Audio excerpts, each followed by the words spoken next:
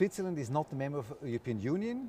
We are part of a different negotiation block here in the climate change process. We are heading the Environmental Integrity Group together with Korea, Mexico, Liechtenstein, Monaco. So we are having a small group, and therefore, of course, we also have different positions than the EU. On many issues, we are quite similar, but not on all.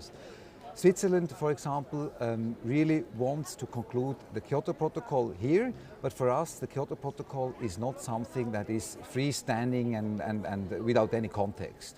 So we would not be ready to sign here on the second commitment period if the context is not also progressing as well. This is the basic deal that we have done in Durban, and we stay with that deal.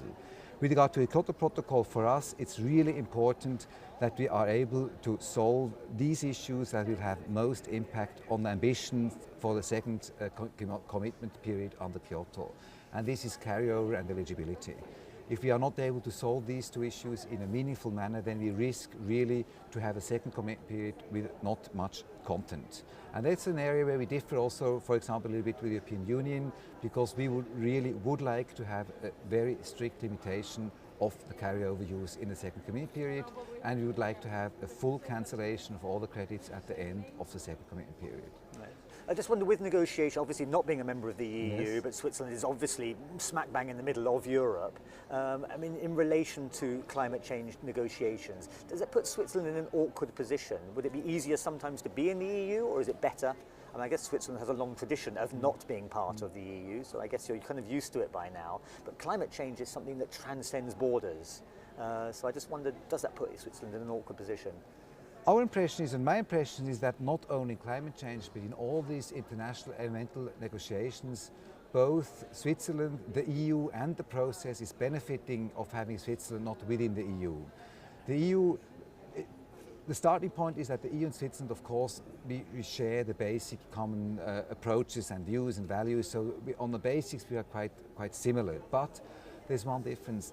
While the EU is, of course, a heavyweight just because of its size and its members, a heavyweight also takes a little bit more time to develop new ideas, to feed in new ideas. The coordination process is much bigger than our coordination process. And that gives us really the very interesting role of being able to influence both the broader global process and the EU internal process by being able to be sometimes a little bit quicker with new ideas, also a little bit more flexible to react to certain positions. And we have also perhaps the possibility to be on certain issues a little bit more ambitious and a little bit more hard than the EU is, because we do not have to reflect all these different concerns as much as constraints as much as the EU.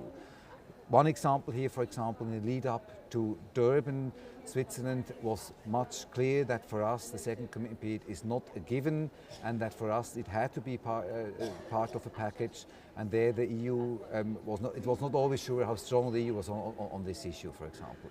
But that, I think it's really mutually supportive, because at a certain moment then you need the heavyweight of the EU. The EU has also much more expertise. It is a bigger institution, and therefore I think really both benefit from each other. One being the smaller, perhaps sometimes quicker, sometimes more ambitious, and more dynamic, and the other really being then the more heavy block that really is needed in order to make the deal at the end. You kind of explain what Switzerland can give to the global negotiating process. What does Switzerland hope to get out of COP18 here in Doha?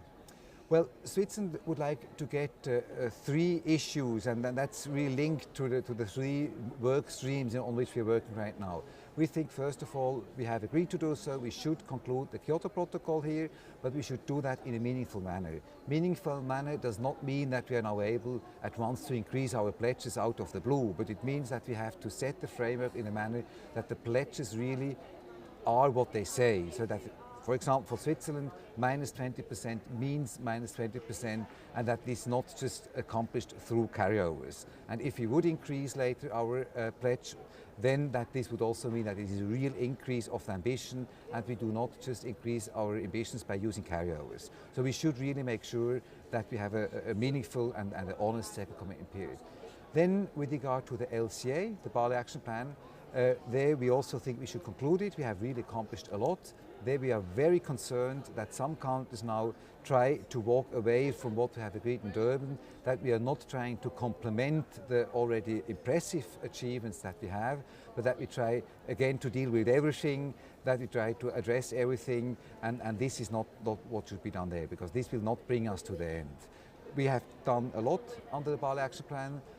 Some more things need to be done. We can advance and complement the package here in Doha, but then what we really have to make sure is that the institutions that we have set up are able to work. Let me use example financing. It's absolutely, it doesn't make sense now to try to address again financing within the LCA here in Doha. We have agreed on institutions on financing. We have set up the mechanics that these institutions are feeding back into the COP. The COP will have to deal with financing, and that's a place where we have now also to address that important issue. This is not, financing is not the issue that is tied only to the LCA, which will end here. Financing is a topic that will have to be treated and negotiated throughout the next years. That's the reason why we have to use the COP now as a forum to do that. So we think that will be difficult, but we have really to successfully conclude LCA here. And then on the third negotiation track on ADP, on the one side we think we should capture progress that we have achieved over the year with regard to the post-2020 regime, and we should capture progress not only through a chair summary but through a decision. And we would like to have a decision that is stressing on what has evolved over that year, what should be covered by the post-2020 regime, mitigation, ambition and support. But also the characteristics. I think the discussions have crystallized some characteristics that everybody is sharing, like that it should be dynamic, it should of course be applicable to all, so meaning really involving everybody, having mitigation commitments by all, that it should be differentiated, that it should be flexible, that it should build on the potential that each of us has while respecting also national circumstances. All these elements have been discussed, and there is an emerging consensus that they will be the characteristic of a future regime, so let's capture them in a COP decision. And with regard to the ambition work stream, we think we really have to establish here a process that will help us to increase our ambitions. Simply agreeing on a general text and on some more meetings is not sufficient. We need a process that is focusing on the themes, on the areas in a very specific manner that helps us to better understand the potential on each of these areas, and based on that then we need a political process that allows us to take the political decision to increase ambitions. So if we are not precise enough in the outcome with regard to the ambition work stream, then we are afraid that we are not having a framework that will help us to increase ambitions, and that's at the end the most important thing, that ambitions will increase.